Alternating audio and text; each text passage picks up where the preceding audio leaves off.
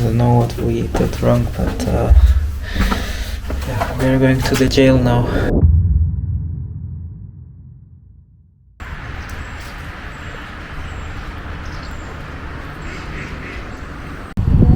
So, good morning. We are gonna go into a castle today. It's called Kasteel Hoensbroek. It is the best preserved castle in Europe as far as I've researched, and I can show you. It looks like this from the outside. So that's what we're gonna explore today. This is how it looks. This is a kind of pay show outside, and somewhere you have an entrance, but we are still searching for it. So yeah, we are already inside, and here they give us a kind of document where it shows the different phases of the castle.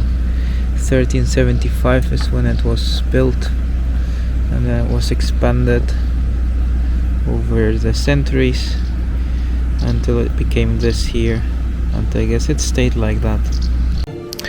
So we are in the previous dining room. It is decorated according to the style of the time, and here you have an image of Venus, a painting with Venus, the Greek goddess. There's a kind of strange movie going.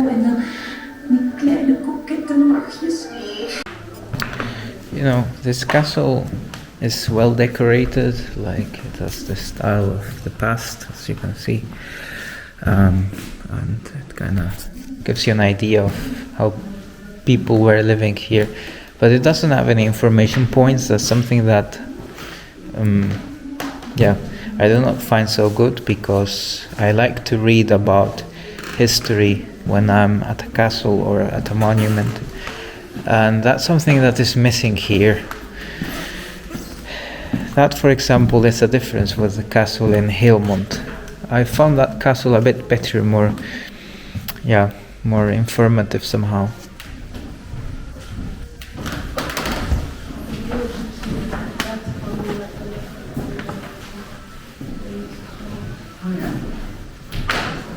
I don't know what we did wrong, but we're going to the jail now. It's a bit tight. This is the jail. Ik kom er niet zo makkelijk uit.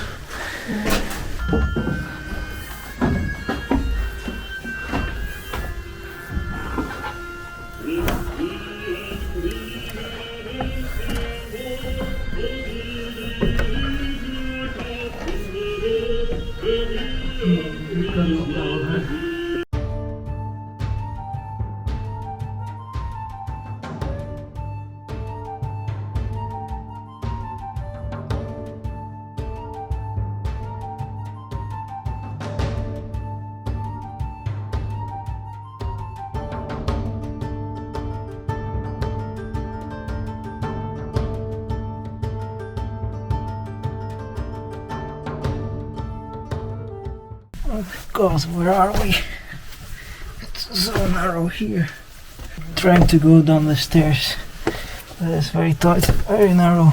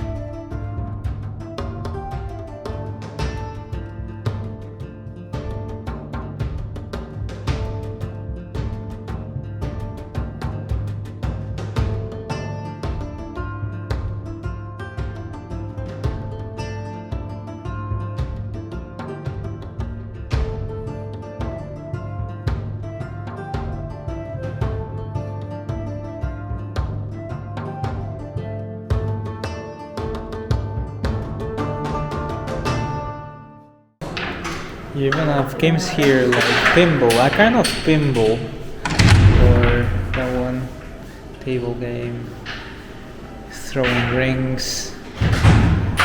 This is another thing. Quite cool.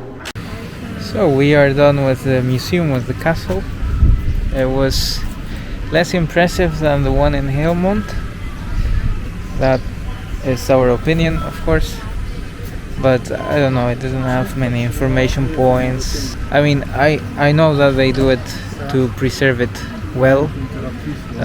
So it's in its original state, most of the castle, but some spots are not so easy to reach, and I think that if you have restricted mobility, or if you're a bit older, it's a bit more difficult to walk inside of the castle. But yeah, all in all, yeah, a bit worse than the one in Helmond, but still quite impressive, and also many beautiful things. So in the end we stayed to eat at the restaurant of the museum.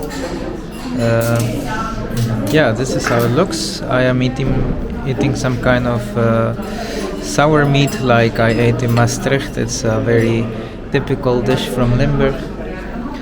And my wife is eating a kind of very big omelette with around 5 eggs, gluten-free buns, and a salad.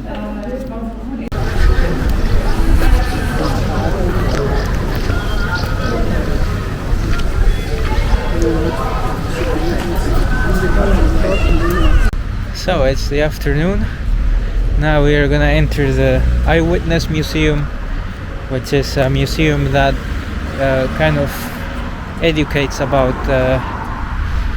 the Second World War, and you kind of get into the role of a German soldier or doctor, I believe, and then you go through several battles and situations during World War II. So pretty curious to see what this place has to offer. By the way, they are gonna close forever, I believe, in September or October. So by the time this video comes out, this place might not exist anymore. As you can see, it's mostly figures like this. They look a bit like mannequins, and they try to represent the history behind World War II, and it goes all the way to the capitulation of Germany.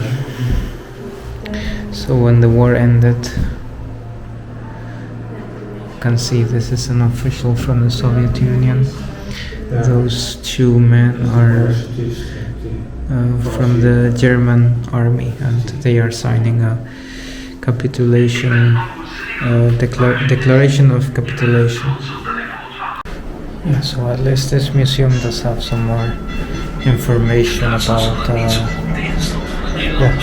about history, about the war. The Dutch fought with 180,000 men against the Germans, but the battle only lasted for 4 days in May of 1940, and then they had to give up. They lost the war, and that's how the Netherlands became a German place for 5 years. Was in principe heel strak georganiseerd. De organisatie was erop gericht de gewonden weer zo snel mogelijk aan de strijd te laten deelnemen.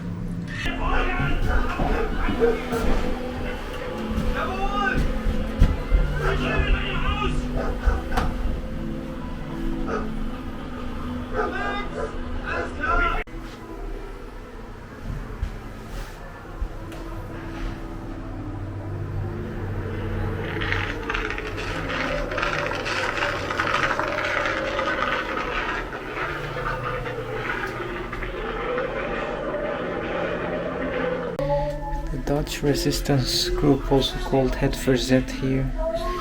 It was a very remarkable, very famous movement because they had a very strong grip of the situation in the Netherlands. They were very well organized, had a lot of intel, and all in all, you could say that they were a very united group that was trying to get the Germans out of the conquered territory. Yeah, for example, here there was an assassination in the Dutch city of Heerlen. So one of these people from Het Verzet, from the resistance group, used a pistol to assassinate a German soldier who was known for being a Jew hunter. So he was famous for hunting down many Jews and bringing them to concentration camps. The last two battles that signaled the end of the German resistance were the Battle of Hütgen, which is not so very well known. It is a battle that preceded the Battle of Arnhem, so Operation Market Garden. And then there was the Battle of the Bulge, also called Battle of the Ardennes, in the Ardennes forest in Belgium. Both battles were very bloody and very aggressive, and both sides lost many men. But in the end, the Americans, the Allied forces, won the territory.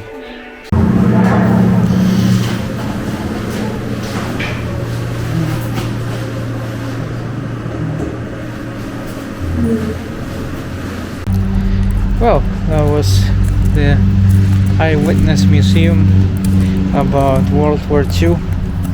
It was quite interesting. I'm tired. It was quite interesting, quite inspiring somehow, educative. Once again, it kind of teaches us that war is stupid and useless. Yeah, and somehow we are really glad. We are really glad that we are not living at war right now, and I hope that it stays that way. Sorry, I'm a bit tired.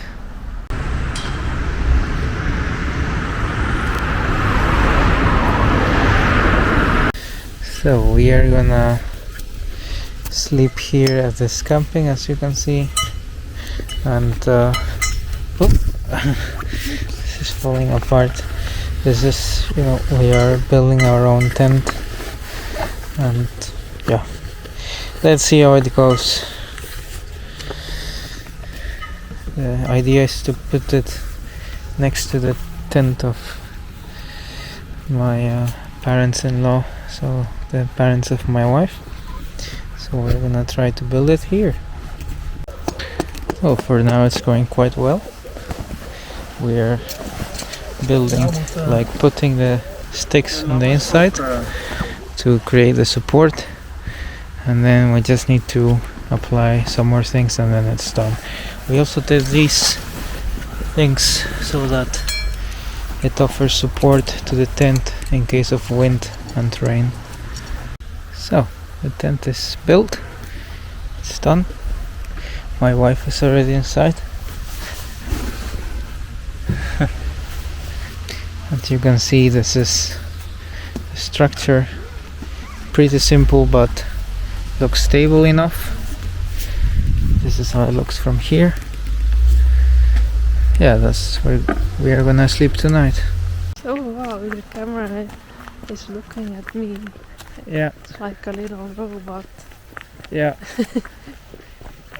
You control the camera with your brainwaves. Wow. Yeah. And we are actually getting out of the Netherlands. Radvarenvrij. So this is a very interesting thing.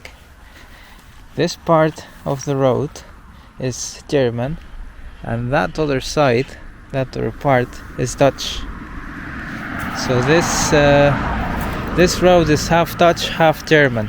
So, and now we are in the German village next to the Dutch border, which is called Waldfeucht. So you can see behind me the church of Waldfeucht. And it's actually, the bell is going off right now. So now we are eating at an Italian here in Waldfeucht. I'm eating a pizza completa with all this stuff, tuna, spinach. The sauce does look homemade, tomato sauce. And my wife has got the salad. It did take like 1.5 hours to arrive, so but yeah, it's quite full, so it's understandable. Ze hebben altijd datzelfde. We are done with dinner. It's been like a couple of hours. It's already 9:30 now. We are going back to the can I talk? Today I found it very difficult to speak, so we are going back to the camping. Yeah, it has been a bit of a different type of travel vlog without any